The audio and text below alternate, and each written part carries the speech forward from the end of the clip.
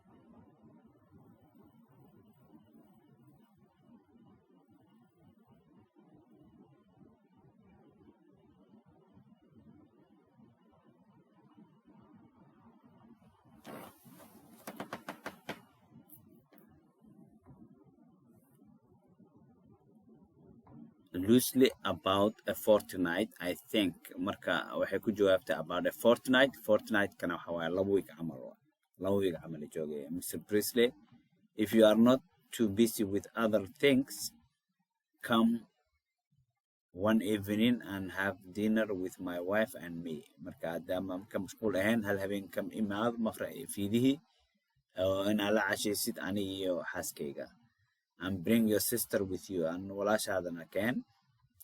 Oh, thank you. That is very kind of you. Marka aada u naxariis badan tahay oo mahadsan tahay.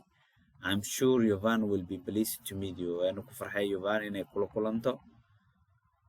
And have you Pedro have you any other sisters or brothers? Lucy ma qabtaa walaalo kale gabdho wiilal oo kula dhashay? Yes, I have another sister. I have gabar kale walaashayda Mary, but I haven't any brothers. Walaal wiilal ma qabo. Jen, you are lucky. Adam sinda I have neither brother nor sister. Jen waxa dhahday marka aniga walaal wiil gabar ila dhashay ma jiraan. Frida, then I'm luckier than either of you. Ana idinka nasiib badan. Our family is quite big. There are 6 of us. I have 3 brothers and 2 sisters. Waxaan qabaa labo gabdho walaal dhashay iyo 3 wiil oo walaalahayga. Pedro, are Yovan and Mary older than you? Makawi and Lucy. Mary is older than I am. Anyway, going to Yovan is 2 years younger than I am. Anyway, Yovan anega yartai. Are your brothers and sisters older or younger than you are? Frida, Makawi marka walaalahaaga. They are all younger. Dhammaantood way iga yar yihiin. I'm the oldest of the family. Familkana ugu weyn. When I'm here with you, I feel young. Marka aniga idinla joogo waxaan dareemaa inaan qof yar ahay. But when I look at my brothers and sisters, walaalayga gabdhaha iyo wiilasha markaa fiiriyane, I begin to feel quite old. Qof weyn aan dareemaa. That reminds me of my uncle Albert. Albert adeerkay camal ay xasuusinay. I will tell you about him someday. Wax ku saabsan maraan idinkaga sheekeeyaa. He's 60 now, 60 jir waaye, but he says he does not feel a day older than 40. Inaa 40 sano ka weynaa ma aaminsani. He says a man is as young as he looks. Nin wuxuu dhalinyaryaa siduu u eg yahay, and no older than he feels. Mana ka weyno wuxuu dareemayo. Tell me about the others in your family, Farida. Dadka kale iga sheekay familkiina, Farida. Well, the youngest and the smallest one is Fritz. He's the baby of the family. He's only 4, after Jirway. Then there are Hans and Better, the twins. They are exactly as old as each other. Was Kufa and 13, and exactly tall as each other. And they are so like each other, that people can hardly tell one from the other. What are your sisters' names? Magacyada gabdhaha walaalahaaga. Gretchen and Ruth. Are they as bright as you are? Adi camal muu qurxayn. Oh, they are both brighter than I am. Aniga way qurxan yihiin. Ruth is the prettiest girl I know. Gabadha ugu qurxan inay tahay Ruth and Rema. They both have long fair hair. Tima dheer ay qabaan, but Ruth's hair is longer and fairer than Gretchen's. Gretchen is fatter than Ruth. Way ka cayilan tahay. She does not like you to say she is fat, and we tell her she will get thinner when she gets older. Markay weynaato way caatoobaysaa. Olaf, I suppose Hans and Better are at school. Yes, and the house is very much quieter when they are at school. Markay school jiraan, then they are at home.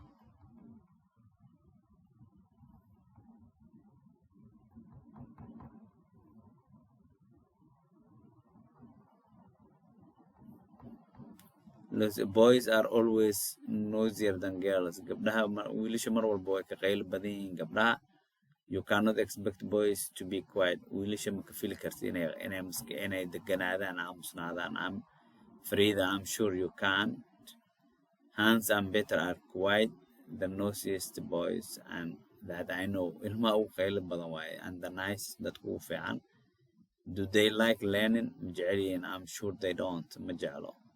They think of nothing but football and climbing, banooni la jecelyihiin, iyo meelna fuulaan, and eating and joking, fighting, iyo inay dagaalamaan, shactarayaan bes. I liked fighting when I was a boy. Markaan yaraa dagaalan jeclaan jiray. I remember my uncle Albert giving me some very good advice. Tala fiican oo siiyey. He said, wuxuu dhahay, when you want to fight, always count 100 before you hit the other. Boqol tiro ilaa qof kale ka fiirsid. Flow. And if he is bigger than you, count 1,000. Hadduu kaa weyn yahayna 1,000 tiro. Comparison of the adjectives. Barbardhigga tilmaamayaasha. In lesson 20, you had sentence like this. Hans is as old as Better. Isku fac waay mark. Was Better is as tall as Hans.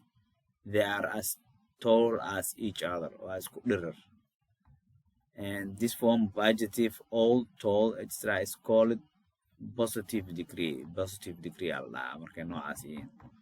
Then you had sentence like this. I'm luckier than you. Are Mary and Yovan older than you?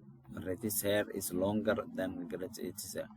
This form of adjective, luckier, older, younger, is called comparative degree alla comparative degree waxa markay older time positive degree comparative degree the to form a comparative degree we add er to the positive ka older laga dhigaa bas comparative markay tahay older macnuu kasii dhaweyn yahay camal waay fatter luckier prettier happier older older taller bigger thinner comparative marka er mar walba lagu daraa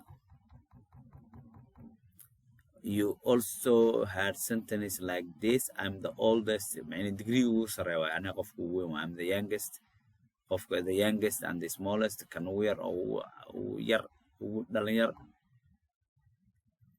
Raf is the prettiest they are the nosiest boys I know and the nicest so this form of degree superlative degree Allah marka waxa waaye positive degree comparative degree iyo superlative saddexdaas nooc waa albaranoa marka superlative to form superlative degree est lagu daraa marka quieter dhexdhexaadka waa fiir positive quiet comparative superlative saddexda qaybood oo tilmaamayaasha waa quieter quietest kan uu sareeyo older oldest younger youngest taller tallest fatter fattest thinner thinnest noisier noisiest prettier prettiest so saddexda oo calaamad oo markin oo comparative comparison adjective waa notice particularly the positive as we use as laba as dhaxdooda la geliyaa bitter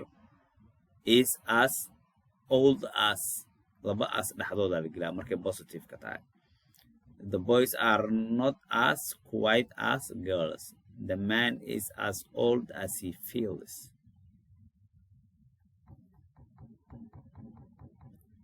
a comparative we use than so Frida is older than alaga si doo marina than nosier than greatier fatter than with the superlative use we use the Frida is the oldest ido aso degree u sare la sameeyaa hadana de al isticmaala the tallest verb nouns verbal nouns you had this sentence in lesson 20 do you like learning verb waaye noun waaye learning waxa barashada do you think nothing of but football climbing ing lagu daro eating joking fighting noun magacyo waaye laakiin verb no waaye I like fighting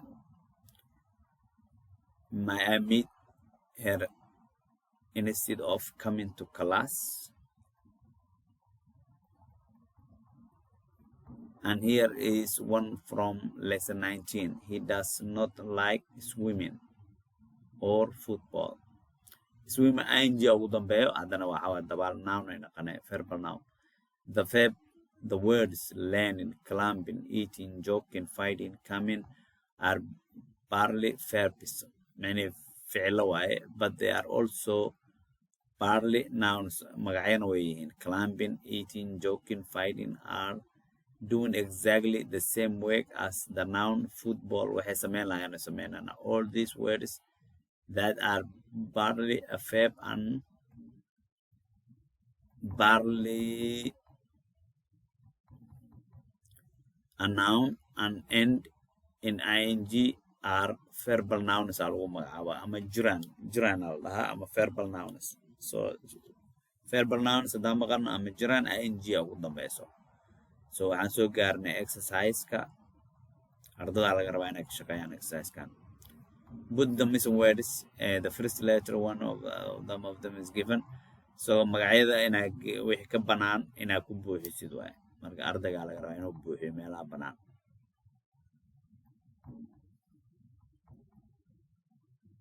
su-aasha labaad waxaa la isweydiinaa answer these questions make each answer a sentence jumla inaa ka dhigtid waay what is the name of the Lucy sister magaceeda maxaa waay Lucy sister's name is something la iska rabaa so jumla inaa ku jawaabtiin ardada laga rabaa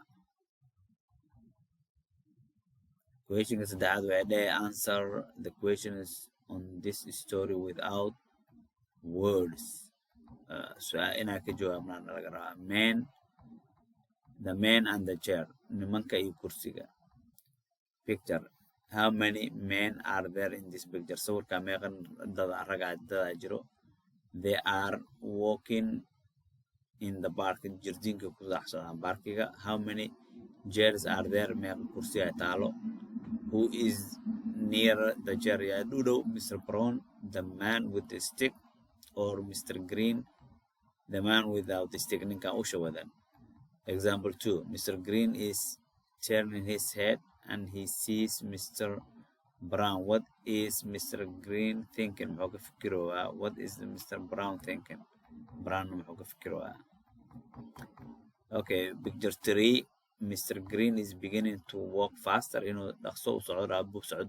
Because he wants to get to the chair before Mr. Brown gets there. Mr. Brown getting or tago meesha.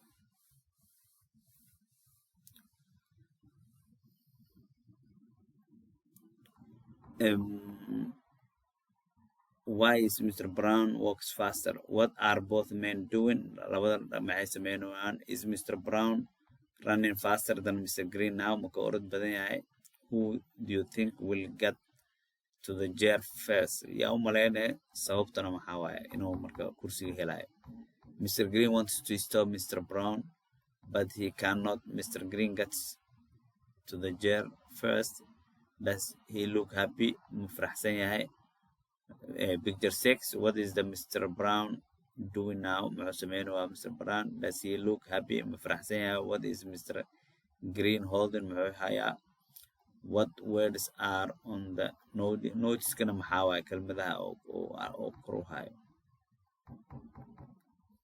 Now you know why Mr. Green was going to the chair in picture 1.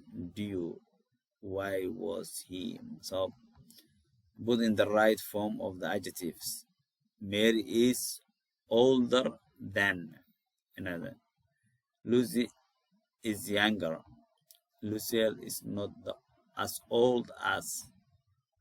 Uncle Albert does not look a day older than 40.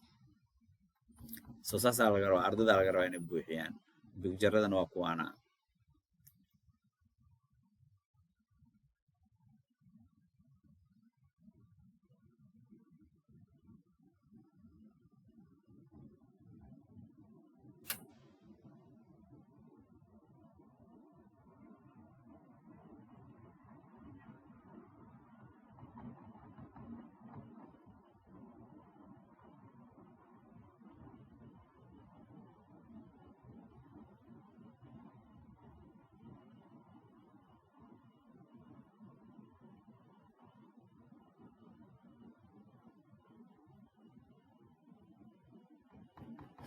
Okay, waxaan soo gaarna markaa dictationka ha loo diyaar garoobo.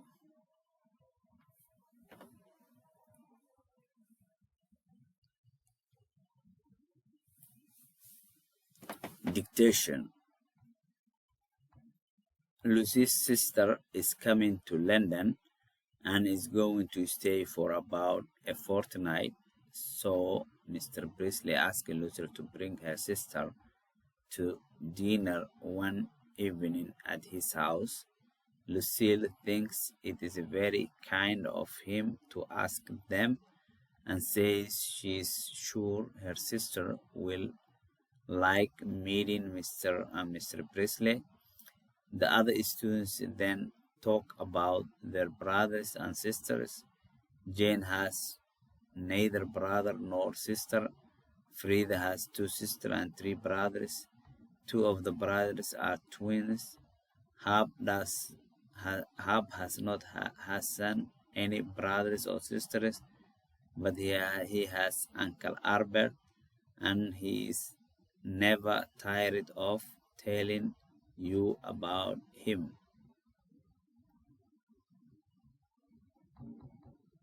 Composition. Write about Frida's family or about your own. Frida family kedana wax ka qorsi ama adig kaaga wax ka qor. Question labaad. Write the story of Mr. Brown, Mr. Green, and the chair. Ina kursigaas iyo Mr. Green iyo Mr. Brown inaad ku qortid soo casharkeena maanta waa naga intaas assalaamu calaykum waraxmatullaahi wabarakaatu